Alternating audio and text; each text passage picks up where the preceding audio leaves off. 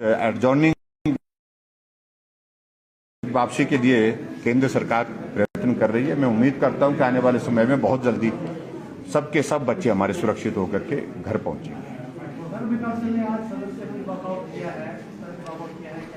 कब नहीं किया हमने? हर रोज ही करते हैं, हर बार ही करते हैं, बेवजह करते हैं। तो इसलिए उस पर बोलना हर रोज, हमें तो हर रोज बोलना उचित नहीं लग रहा है, उनको बाहर हर रोज वॉकआउट करना जो है वो उचित लग रहा है। तो ये बहुत सोच में अंतर है।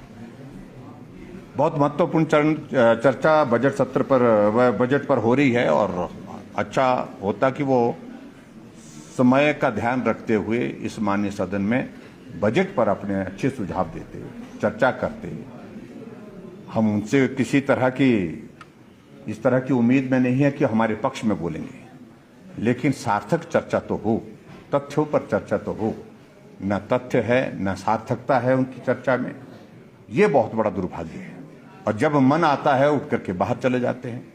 और आज बिना वजह के, बेवजह के जो है वो सदन से वॉकआउट करके गए, क्योंकि उन्होंने वो लगातार अभद्र भाषा का इस्तेमाल कर रहे थे,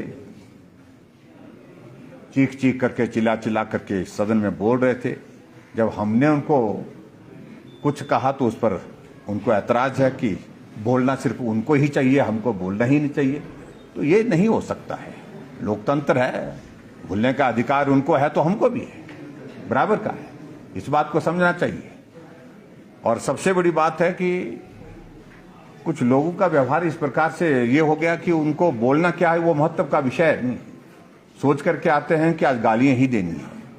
और ऐसे बात कहते कहते जिस तरह के उनने व्यवहार किया उसके मुताबिक सत्ता पक्ष के लोगों से भी सुनने को उनको मिला कुछ। तो ऐसे में मुझे लगता है कि उनको भी सब्र करना चाहिए। मैंने सत्ता पक्ष के सब साथियों से भी कहा कि हमको भी सब्र करना है, लेकिन लगातार इस प्रकार का व्यवहार रखेंगे तो वो एक लोकतांत्रिक व्यवस्था के अनुरूप नहीं है, उचित नहीं है। तो आप पर भी आरोप है कि आपने असंवैधानिक भाषा का मैंने बिल्कुल नहीं बोला। मैंने मेरे शब्द पर निकाले हैं। आदमी को आदमी नहीं बोलेंगे तो क्या बोलेंगे? मैंने कहा इतना ही बोला, आदमी को आदमी ही बोला है।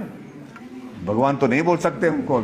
अभी उस अपने आप को मान करके बैठे हैं, वो आदमी नहीं भगवान है, ईश्वर है, ईश्वरीय रूप है, तो बात अलग है। हमने अपनी बात कही और कतई भी कोई असंसदीय भाषा का इस्तेमाल नहीं हुआ है।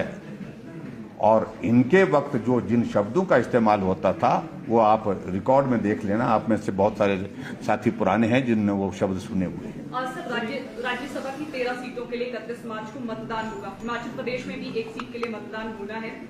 सवाल ये है कि मुख्यमंत्री स्वविवेक की शक्ति का इस्तेमाल करेंगे, भाजपा या फिर संघ? पार्टी का नेतृत्व तो तय करता है, चर्चा करता है और उसके बाद राज्यसभा की एक सीट है उसको भरेंगे और भारतीय जनता पार्टी की ही होगी सीट।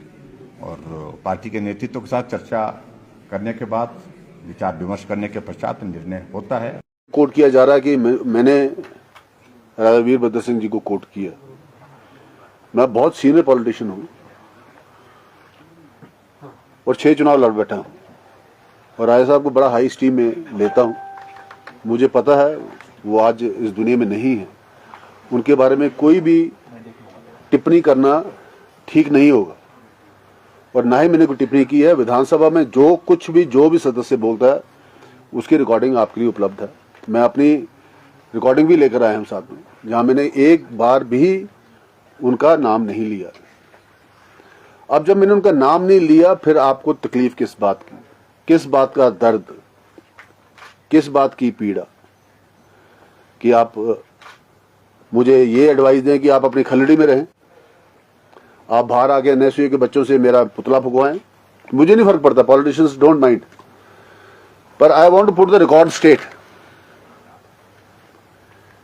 ना तो मैं कभी किसी से डरता हूं और ना ही कोई डरने वाली बात है। मैं भी एक आर्मी अफसर का बेटा हूं और एक खानदान से आता हूं और भ्रष्टाचार के खिलाफ हमने लड़ाई लड़ी है और आगे भी लड़ेंगे। आप एक्यूज्ड नंबर 9 हैं, ईडी में केस चल रहे हैं, जमानत पे आप बाहर हैं और आप मुझे कह रहे हैं कि खलड़ी में रहिए। इसलिए मैं ये आज आपके माध्यम से इस बात को स्पष्ट करना चाहूंगा कि विधानसभा की प्रोसीडिंग के अंदर आज भी आपने देखा जिस तरीके से सारे हाउस का माहौल खराब करने का प्रयास किया गया, जिस तरीके से नेता प्रतिपक्ष ने आज भी हमारी अटेंशन डाइवर्ट करने का प्रयास किया। और मेरी आपको रिकॉर्डिंग मिल जाएगी जो मैंने अंदर विधानसभा में बोला है, आप लोगों ने भी देखा है जिस तरीके से हमने एक एक पॉइंट पे फैक्ट्स एंड फिगर्स के साथ इस बात को रखा है। और उस वहां पे भी मैंने इस बात को बोला है, बड़ा क्लियर बोला है कि आप इस बात को हाउस के अंदर खड़े होकर बोल रहे हैं कि 17+3 सीटों में मेरे परिवार का राज, मेरी फैमिली की ये सीट्स, इतनी एरोगेंस झलकती नजर आ रही है रजवाड़ाशाही। अपने मदर दल का, कांग्रेस पार्टी का नाम तक जिस व्यक्ति ने लिया, केवल अपने परिवार की पार्टी, अपने परिवार की ये 20 सीटें। अब इससे आपको अंदाजा लगा सकते हैं कि एरोगेंस और हाई हेडेडनेस का इससे बड़ा एग्जाम्पल क्या होगा। मेरे लिए छोटा भाई है, with all due regards and respects, पर ऐसी भाषा अपने सीनियर्स के लिए पार्लियामेंट्री फॉर्म ऑफ गवर्नमेंट में बिल्कुल शोभा नहीं देती। ये आज इनका रवैया हमारे प्रति ऐसा है, और ये जो कल को क्लेम कर रहे हैं हम सरकार में आएंगे, तो इनका सरकार में आने के बाद क्या हाल होगा हिमाचल प्रदेश का, इससे हिमाचल प्रदेश की जनता भली भांति जान जाएगी और जान सकती है और जान गई होगी। मुझे बस इतना कहना। पठानिया जी, और भी आपने बातें कही है, कुछ आप डीओ नोट की भी बात कर रहे थे, क्या है वो? नहीं, ऐसा कुछ नहीं है, मैं उसके बारे में नहीं कहना चाहूँगा। पर मैंने आज जो इनका कॉर्पोरेशन बनी थी उस कॉर्पोरेशन के बारे में मैंने बड़ा स्पष्ट किया, और उस कॉर्पोरेशन में मैंने ये भी कहा है कि इनडायरेक्टली वहाँ पे कौन क्या देख रहा था, कितना प्रदेश को लॉस हुआ। 250 करोड़ का नुकसान जो हिमाचल प्रदेश की जनता को उस साल में हुआ है, -2% में हमारी ग्रोथ रेट आ गई थी। एक बहुत बड़ा झटका, क्योंकि ये रेवेन्यू रिसिप्ट्स में सबसे बड़ी हमारी एंट्री जो है वो एक्साइज की है, और एक्साइज के सिर पे हम अगला बजट की अपनी जो है पूरी प्लानिंग करते हैं। और जिस तरीके से दोनों हाथों से उस कॉर्पोरेशन के माध्यम से, उस कॉर्पोरेशन को होलसेल का लाइसेंस था पर उसने रिटेल का काम भी किया, उसने ऊना में भी किया, चंबा में भी किया और इसमें भी किया, और उसके डेब्ट्स इतने खराब निकले कि एक्साइज को 79.82 करोड़ का जो है नुकसान मौके पे भुगताना पड़ा। टोटल जाके ये 170 करोड़ पे चला गया। ये एक बहुत बड़ा, अभी तक एक्साइज डिपार्टमेंट उस झटके से सीधा नहीं हुआ। सर, आप कह रहे हैं आपने किसी भी प्रकार के असंसदीय शब्दों का इस्तेमाल नहीं किया, आप कह रहे थे तथ्य भी आपके पास है, तो थोड़ा सा स्पष्टीकरण देंगे कि कौन कौन से तथ्य हैं? जी, तथ्य आप भी ले सकते हैं जो मेरे पास है, जो मैंने विधानसभा में बोला मैं उनके तथ्यों की बात कर रहा हूँ। जो स्पीच उन्होंने दी वो भी तथ्य है, उनकी बात भी ले ली, वो उनका भाषण भी आपको देता हूँ, उसकी कॉपी भी है मेरे पास। और जो ईडी में केस चल रहा है उसमें ये एक्यूज नंबर 9 है, उसकी कॉपी भी है मेरे पास। तो ये मैं उन तथ्यों की बात कर रहा हूँ कि जिन तथ्यों पे विधानसभा में हर बात की रिकॉर्डिंग होती है। वो ये कह रहे हैं सर कह रहे हैं कि वीरभद्र सिंह पर आपने जो है अभद्र टिप्पणी, मैंने बड़ा क्लियर किया मेरे भाई कि अगर जो मैंने अगर ऐसी मैंने अभद्र टिप्पणी की हो तो वो तो रिकॉर्ड में आ जाएगा ना जी। मैं रिकॉर्ड अपना लाया हूँ साथ में, आप देखिए मेरे रिकॉर्ड की मैंने कहाँ लिया। मैंने ये कहा कि आप चुप कर रहे हैं, आप क्यों बीच में बोले जा रहे हैं यार। आपके जमाने में तो सेब भी ढोए जाते थे स्कूटरों में, उसमें उनका नाम मैंने कहाँ से ले दिया?